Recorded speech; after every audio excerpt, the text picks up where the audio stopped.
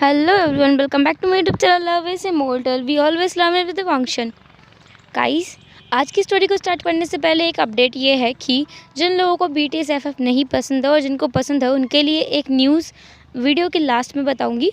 तो जिनको पसंद है नहीं पसंद है वो सब सुन लेना। एंड इस स्टोरी को स्टार्ट करते हैं। ये एक स्वीट लव स्टोरी है एंड ये बॉटम वांगजी फैन फिक्शन है। इसमें बॉटम वांगजी रहेगा और टॉप विंग रहेगा। ये शानवांग FF है।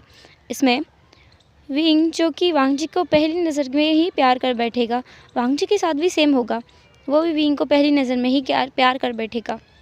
और इससे आगे स्टोरी लाइन में ज़्यादा कुछ बताना नहीं चाहती, तो आप लोग स्टोरी सुनो।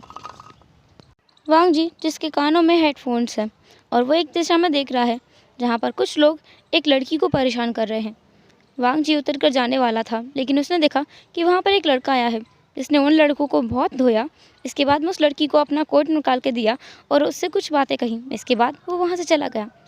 वांगजी जिसने देखा और उस लड़की को देखते ही उसे ऐसा लगा कि उसके दिल की घंटियाँ टन टन टन टन करके बज रही हैं और उसे सिग्नल दे रही हैं कि उसे इस लड़की को अप्रोच करना चाहिए, इससे बात करनी चाहिए, इसके पास जाना चाहिए। तो वांगजी ने सोचा कि क्यों ना इसका पीछा किया जाए। कार को ड्राइव करके उस लड़के के पीछे जाते हुए उसने देखा कि वो लड़का एक मॉल के अंदर गया है। वांगजी खुद भी उस मॉल के अंदर गया। उसने देखा कि वो लड़का उस मॉल के अंदर जा कर के एक दुकान पर गया है, वहाँ से कुछ सामान लिया। इसके बाद में उसी मॉल में दूसरे रेस्टोरेंट में गया, वहाँ जाकर उस सामान को डिलीवर किया। इसके साथ साथ वहाँ जाकर के उसने वेटर का एक कपड़ा लिया जो कि वो बांधते हैं ना सर्व करते हुए, वो अपने ऊपर पहना। इसके बाद वो गया और वेटर का काम करने लगा। वांगजी जिसे समझ आया कि ये लड़का यहाँ पे वेटर का काम करता है। वांगजी सोच रहा था कि क्या वो यहाँ जाए। वांगजी ने अपने दिमाग में कुछ चीज़ें सोची। इसके बाद वो वहाँ से निकल आया। वो अपने घर गया। घर जाने के बाद उसने अपने पेरेंट्स को ये बात बताई कि उसे एक लड़का पसंद आ गया है और उससे उसे पहली नज़र का प्यार हो गया है और वो कुछ भी नहीं सुनना चाहता, उसे वो लड़का चाहिए, मतलब चाहिए। उसके पेरेंट्स ने कहा, लेकिन वो है कौन, ये तो बताओ। वांगजी ने कहा, नहीं पता। उसके भाई ने पूछा, उसके भाई का नाम है लांसेचन, जिसने पूछा, अच्छा तो यही बता दो कि उसका नाम क्या है। वांगजी ने कहा, नहीं पता। उसकी मॉम ने कहा, ओके तो ये बता दो रहता कहाँ है। वांगजी ने कहा, नहीं पता। उसके फादर ने पूछा, उसकी फैमिली में कौन कौन है। वांगजी ने कहा, नहीं पता नहीं पता नहीं पता, मुझे कुछ नहीं पता, मैंने बस उसका चेहरा देखा है और वो बहुत अच्छा इंसान है। उसके फादर ने कहा, अच्छा वो बहुत अच्छा इंसान है, चेहरे से पता चलता है। वांगजी ने कहा, चेहरे से भी पता चलता है, इसके अलावा वो सच में एक अच्छा इंसान है। जब मैं सड़क पर जा रहा था तो कुछ लोग लड़कियों को छेड़ रहे थे, उसने जाकर उन लड़कियों को बचाया और अपने कपड़े उतार कर उसको दे दिए। मुझे उसका ये बिहेवियर बहुत पसंद आया है और कुछ भी हो मैं उसी से शादी करूँगा। समझ में आया सबको। ऐसा बोलकर या कहो ऑर्डर देकर वो अपने कमरे में चला गया।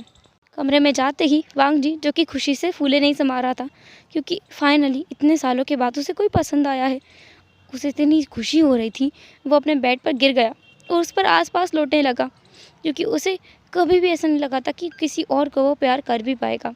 कभी भी उसे ऐसा लगा ही नहीं था कि क्या वो किसी को सेकंड चांस दे पाएगा। फिर वांगजी के दिमाग में ख्याल आया। उसने सोचा, ओ शिट, ये क्या हो गया। वो वहाँ से भागकर नीचे आया। उसने कहा, बाबा। उसके पिता, माता, उसका भाई वहीं खड़े हुए थे, अभी तक सदमे में जो थे। उन्होंने वांगजी की आवाज़ सुनी। सिचैन ने उसकी तरफ देखा और कहा, अब क्या है, कुछ और भी बात है। वांगजी ने कहा, वो एक वेटर है। उसके फादर ने कहा, क्या, तुम एक वेटर से प्यार कर बैठे हो। वांगजी ने कहा, हाँ तो वो खाना बना लेगा, मैं पैसे कमा लूँगा, इसमें क्या दिक्कत है। आखिर ऐसा थोड़ी है कि उसे ही कमाना होगा। उसके फादर ने कहा, हाँ, तुम्हारे आगे किसी की नहीं चल सकती। अब मुझे ये और बता दो, या वो बीटा है या अल्फ़ा है। वांगजी ने कहा, पता नहीं क्या है, बीटा है, अल्फ़ा है, ओमेगा, मुझे नहीं पता। हम दोनों मैन हैं, कोई भी पैसे कमा सकता है, वो चाहे तो वो कमा ले, मैं चाहूँ तो मैं कमा लूँगा, तो इसमें कोई परेशानी नहीं होगी। उसके फादर ने कहा, अरे मेरा मतलब वो नहीं था, क्या तुम उसे सच्चाई बताओगे। वांगजी ने कहा, सोचना भी मत, कल हम लोग, नहीं सब लोग नहीं, पहले मुझे उससे प्यार तो करना पड़ेगा ना। वांगजी ने फिर सोचा और कहा, मेरे लिए एक जॉब ढूंढिए। उसके फादर ने कहा, जॉब, कहाँ ढूंढनी है तुम्हारे लिए जॉब। वांगजी ने कहा, उसी मॉल में मेरे लिए एक ज्वेलरी शॉप में जॉब ढूंढिए। मैंने देखा था जिस रेस्टोरेंट में वो काम करता है ना, जिस मॉल के, उसके सामने एक ज्वेलरी शॉप है, वहाँ पर मेरे लिए जॉब ढूंढिए। सिचेंजिस ने कहा, वांग जी, तुम्हारा दिमाग सही जगह पर है। तुम किस तरह की जॉब करने की बात कर रहे हो, समझ में आ रहा है? ज्वेलरी शॉप पर कैसी जॉब होती है तुम्हें पता है? तुम्हें वहाँ पर लोगों को ज्वेलरीज दिखानी पड़ेंगी। तुम वहाँ पर एक एम्प्लॉय बन के जाओगे, सामान खरीदने के लिए नहीं। वांग जी ने कहा, मैं मेरे प्यार के लिए कुछ भी कर सकता हूँ, तो आप अगर ये कर सकते हैं तो बताइए, नहीं तो फिर मैं खुद जा रहा हूँ जॉब ढूंढने के लिए। उसके फादर ने कहा, रहने दो सिचन, ये नहीं मानने वाला, तुम जानते हो ये बहुत ज़्यादा ज़िद्दी है। मैं जाऊँगा और ढूंढूंगा इसके लिए जॉब। वांग जी जिसने एक ब्राइट स्माइल करते हुए कहा, that's my dad, my father is the best father of the world. अच्छा बेटा, तुम्हारे लिए, तुम्हारे हाँ में हाँ मिला दूँ मैं तो तुम्हारे लिए बेस्ट हो जाऊँगा, और नहीं दिया तो रेस्ट।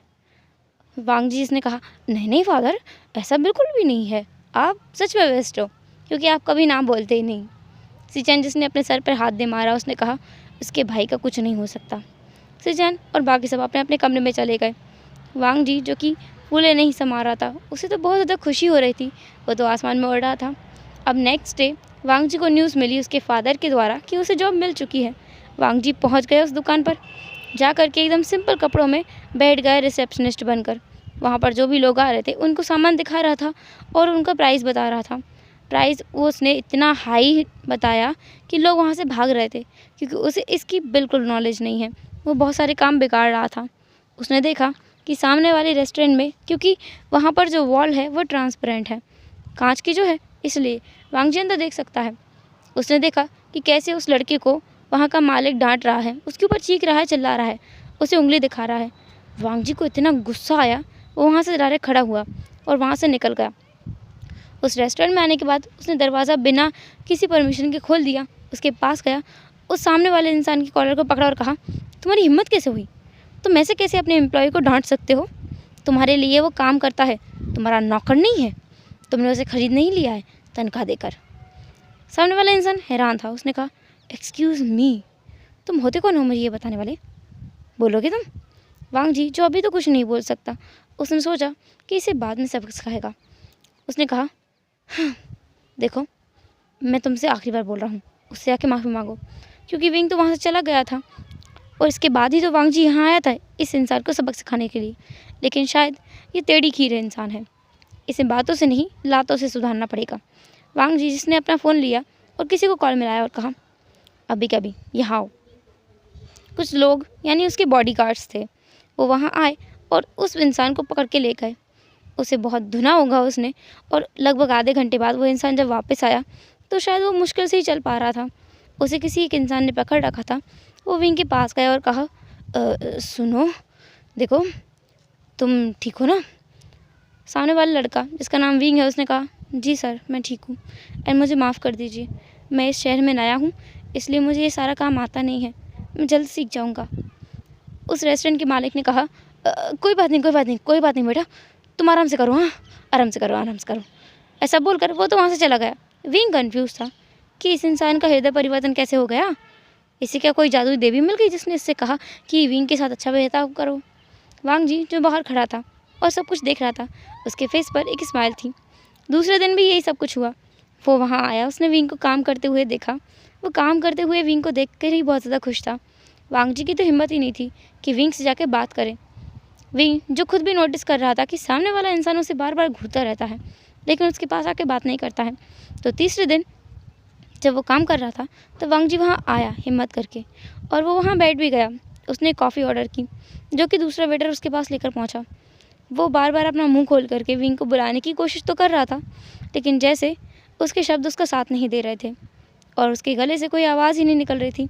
विंग उसके पास खुद से ही पहुँच गया। उसने कहा, एक्सक्यूज़ मी मिस्टर, मैं देख रहा हूँ पूरे 3 दिन से आप मुझे बस एकटक घूरते रहते हैं, क्यों, क्या मैं पूछ सकता हूँ? वांग जी जो कुछ बोलना तो चाहता है लेकिन अपना मुंह खोल ही नहीं पा रहा है। उसने कहा, वो मैं तुम वो मैं विंग जिसने एक हाँ भरी और कहा, देखो, तुम अगर कुछ कहना चाहते हो तो साफ साफ बोल दो, मैं तुम्हें खा तो जाऊँगा नहीं अगर तुमने मुझसे कुछ भी गलत कहा तो। और वैसे भी मैं जानता हूँ कि तुम मुझसे कुछ तो कहना चाहते हो, वरना तुम मुझे ऐसे बार बार नहीं घूरते। अब मुझे साफ साफ बताओ मैटर क्या है। विंग जो कि उसके पास वाली सीट पर जाकर के बैठ गया था। वांग जी जो खड़ा हो गया एकदम से। विंग कन्फ्यूज था कि इसे क्या हुआ। फिर वांग जी एकदम से धीरे से अपनी सीट पर बैठा और कहा, वो मैं मैं वो मैं से आगे बढ़ ही नहीं रहा था। विंग जो कि खड़ा हुआ और टेबल पर हाथ मारते हुए बोला, इस मैं से आगे नहीं बढ़ोगे तो कहीं दाल नहीं गलेगी तुम्हारी यहाँ, ठीक है। वांग जी को समझ नहीं आया विंग किस बारे में बात कर रहा है। दाल नहीं गलेगी?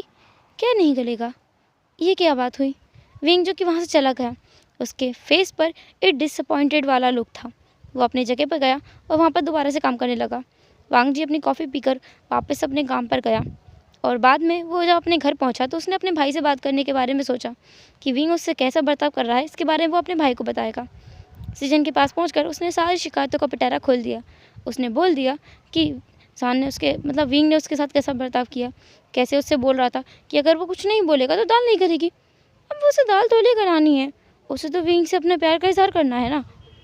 सिचन जिसने अपने सर पर हाथ दे मारा, उसने कहा, वांग जी उसने तुम्हें हिंट दी थी कि वो तुम्हें पसंद करता है। वांग जी ने कहा, दाल ना करना हिंट होती है भाई। सिचन जिसने कहा, मेरा भाई इतना बुद्धू क्यों है। तुम सच में बेवकूफ़ हो। वांग जी ने कहा, बेवकूफ़? और मैं? आपको पता नहीं है मैं कौन हूँ? मैं बेवकूफ़ नहीं हूँ। वांग जी जो कि अपने आप को बेवकूफ़ नहीं बोल सकता, उसने कहा। सिचन ने कहा, ठीक है तुम बेवकूफ़ नहीं हो, समझदार हो। अब मेरे समझदार भाई, कल जाकर उससे बोल देना कि तुम उसे लाइक करते हो। वांग जी ने कहा, पर भाई मैं तो उससे प्यार करता हूँ ना, तो मैं उसे लव करता हूँ, लाइक थोड़ी करता हूँ।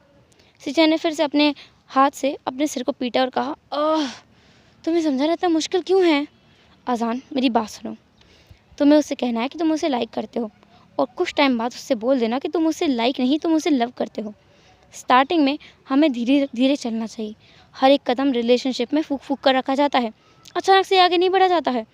वांग जी ने कहा, कदम फूक फूक के रिलेशनशिप में क्यों रखते हैं, हमें तो रिलेशनशिप को आगे बढ़ाना है ना। अब इसमें कदम कहाँ से आ गए। सिचन बेचारे क्या करें, उन्हें कुछ समझ नहीं आ रहा है कि उनका भाई हद से ज़्यादा भोला है। सिचन ने कहा, तुम बस एक काम करना, कल जाके उससे बोल देना कि तुम उसे लाइक करते हो, बाकी सब मुझ पर छोड़ दो। पर भाई अगर उसने मना कर दिया तो, और उसने मेरा दिल तोड़ दिया तो, मैं तो कोई देवदास बन के भी नहीं रह सकता। सिचन ने कहा, तुम्हें रहना भी नहीं है, तुम जाके डायरेक्ट बोल देना, वो कुछ नहीं करेगा, वो तुम्हें एक्सेप्ट कर लेगा। वांग जी ने कहा, आप इतने कॉन्फिडेंट क्यों हो, आपने कुछ किया तो नहीं है ना। सिचन ने कहा, मैंने कुछ नहीं किया है, अब जाओ, अब मुझे मेरा काम करने दो। वांग जी वहाँ से उठा अपने भाई के कमरे में से और बाहर जाने लगा। डोर के पास पहुँच करके वो पीछे मुड़ा, उसने अपने भाई की तरफ देखा और कहा, गग्गा मैंने आपका फ़ोन चेक किया था, उसमें कोई वेंचिंग। उसके भाई ने कहा, चुप चुप चुप चुपचाप बाहर जाओ, और खबरदार जब हमारे मम्मी पापा को कुछ बताया है ले देकर वो वैसे भी शादी के पीछे पड़ जाते हैं जब देखो तब। नहीं नहीं ऐसा कुछ मत करना, हाँ मेरा प्यारा भाई है ना तू। वांग जी ने कहा, हाँ तो कल आप मेरे साथ चलोगे। सिचन ने कहा, कहाँ। वांग जी ने कहा, मेरे वर्किंग स्पेस पर चलना, उसी ज्वेलरी शॉप में। आप मेरे साथ एक दिन के लिए तो काम कर ही सकते हो। सिचन ने कहा, मैं और ज्वेलरी शॉप में काम करूं एक एम्प्लॉय का, तुम्हें मेरे चेहरे पे पागल दिखाई दे रहा है। वांग जी ने कहा, ठीक है मेरे पास स्क्रीनशॉट्स भी हैं कुछ। सिचन ने कहा, मैंने कब मना किया है, मैं चलूँगा ना तुम्हारे साथ, मैं थोड़ी मना कर रहा हूँ तुमसे जाने की। वांग जी वहाँ से एक डेविल स्माइल करते हुए चला गया। सिचन अपने मन में सोच रहा था कि उसका भाई इन मामलों में कितना ही ज़्यादा क्यों ना मासूम हो, लेकिन उसे ब्लैकमेल करने के मामले में बिल्कुल मासूम नहीं है। छोटे भाई शैतान के नाना होते हैं। सिचन जो कि अब वेंचिंग से बातें करने लगा था। वांग जी अपने कमरे में आया, उसने कहा, मेरे रिलेशनशिप में तो बिल्कुल प्रोग्रेस नहीं है, भाई कितने आगे बढ़ गए हैं। वो वेंचिंग से बस 1 महीने पहले मिले थे और देखो वो दोनों तो एक दूसरे से इतने ज़्यादा घुल मिल गए हैं जैसे कि सालों साल से साथ में थे। मेरी प्रोग्रेस कितनी स्लो है, मुझे कुछ सोचना पड़ेगा। फिर वांग जी ने कुछ देर सोचा और कहा, क्यों ना मैं ये अच्छा आइडिया है। उसने अपना लैपटॉप निकाला और गूगल पर कुछ कुछ सर्च करने लगा। उसने देखा कि कैसे किसी को प्रपोज़ किया जाता है ना, ला ब्ला ब्ला ब्ला ब्ला, बहुत कुछ उसने पढ़ा जो कि उसे कोई सा भी आइडिया समझ नहीं आया। उसने कहा, इतना ज़्यादा रोमांटिक, ये रोमांटिक थोड़ी है, ये तो ओवर शो ऑफ हो गया। मैं ऐसा कुछ नहीं करूँगा। मुझे कुछ और चाहिए। गग्गा के पास जाऊँ क्या अभी? अभी रात के 12 बज चुके थे। उसने इतनी देर सर्च जो कर लिया था। वांग जी अपनी जगह से खड़ा हुआ और उनके बाहर जाने लगा। उसने सोच लिया है कि अपने गगा के पास जाएगा और पूछेगा कि प्रपोज कैसे करते हैं।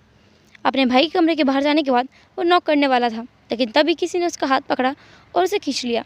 उसने देखा कि वो उसके माँ है। उसने कहा, माँ, मुझे गगा से बात करनी है। उसकी माँ ने उसके हाथ को पकड़ा और कहा, आसान, तुम्हारा भाई सो रहा होगा। आधी रात को तुम यहाँ क्या कर रहे हो? तुम मुझसे सुबह भी बात कर सकते हो ना। वांग जी ने कहा, पर मुझे अभी नींद नहीं आएगी।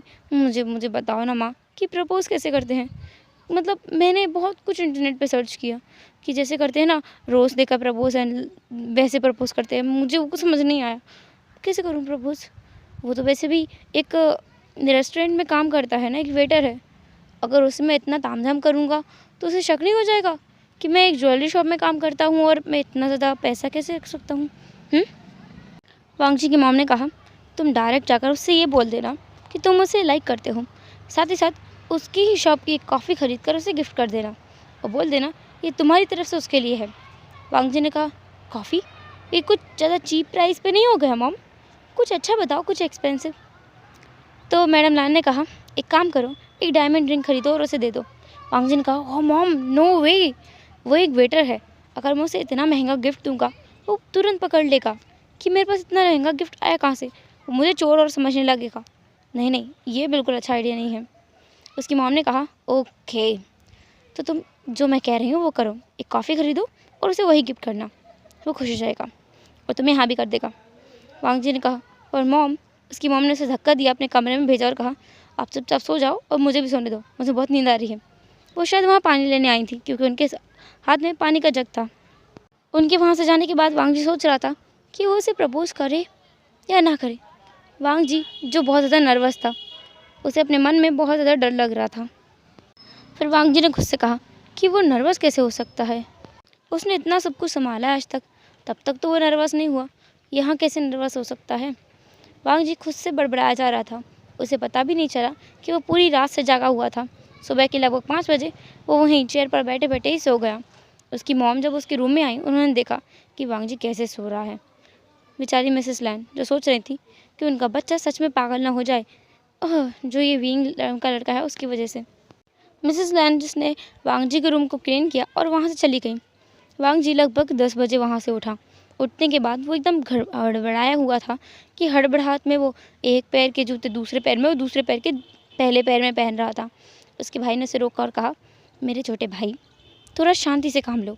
तुम अगर धीरे धीरे भी करोगे ना, तब भी तुम्हारी ट्रेन नहीं छूट जाएगी। तुम्हारी वर्कशॉप वहीं रहेगी, तुम वहाँ जा सकते हो और तुम्हारे प्यारे विंग से मिल भी सकते हो, तो इसलिए शांति से काम लो।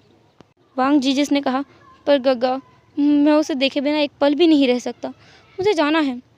सिजा ने कहा, तुम जा रहे हो, तुम ज़रूर जाओगे, पर थोड़ा सब्र करो। वैसे भी क्यों ना तुम आज उसे प्रपोज कर दो। वांग जी ने कहा, गग्गा, मैं वैसे ही डरा हुआ हूँ कि मैं उसे प्रपोज करूँगा और आप बोल रहे हो आज ही कर दो। आज तो मेरी जान ही चली जाएगी। नहीं नहीं, कल पक्का। सिजा ने कहा, अगर आज तुम उसे प्रपोज किए बिना आए ना, तो मैं उसे वहाँ से उठवा लूँगा। वांग जी इसने कहा, नहीं नहीं नहीं नहीं, मैं कर दूँगा, पक्का कर दूँगा आज। वांग जी अच्छे से तैयार होकर के वहाँ से चला गया। अपने वही ज्वेलरी शॉप में आया, अपना काम किया। उसने देखा कि विंग रोज़ की तरह काम कर रहा है। वांग जी जो कि वहाँ जाने से आज बहुत ज़्यादा घबरा रहा था, रोज़ तो वहाँ आराम से वो देखता है, आज विंग ने भी नोटिस किया शायद कि वांग जी उसकी तरफ नहीं देख रहा है। हाँ, विंग को वांग जी का नाम पता चल गया है, वो भी शायद उसके बारे में जानना चाहता है। वांग जी को भी विंग का नाम पता है। वांग जी जो हिम्मत करके उस कॉफ़ी शॉप में पहुँच ही गया। उस रेस्टोरेंट में जाने के बाद उसने कॉफ़ी ऑर्डर की और बाद में उसी कॉफ़ी को विंग के सामने रखा और कहा, मैं मैं मैं विंग जिसने कहा, तुम क्या, बोलो आगे। वांग जी मैं क्या है, कुछ बोल ही नहीं पा रहा था।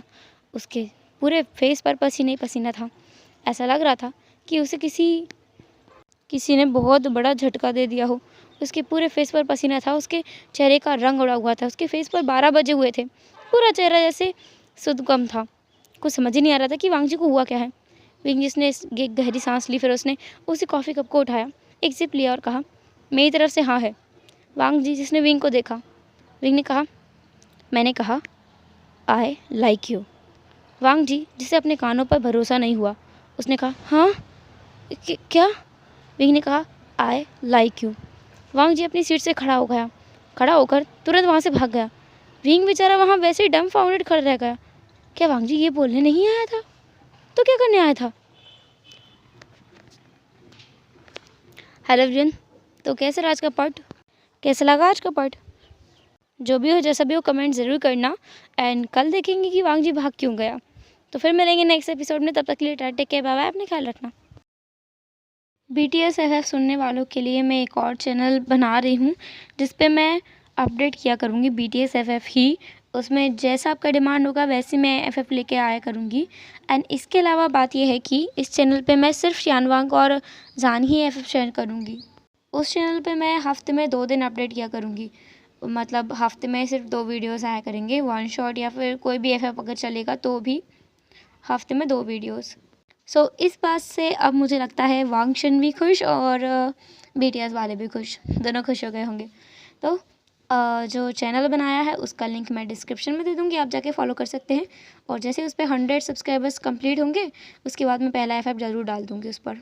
बट उस पर 100 सब्सक्राइबर्स मांगता है, उसके बाद ही मैं उस पर कोई FF डालूँगी।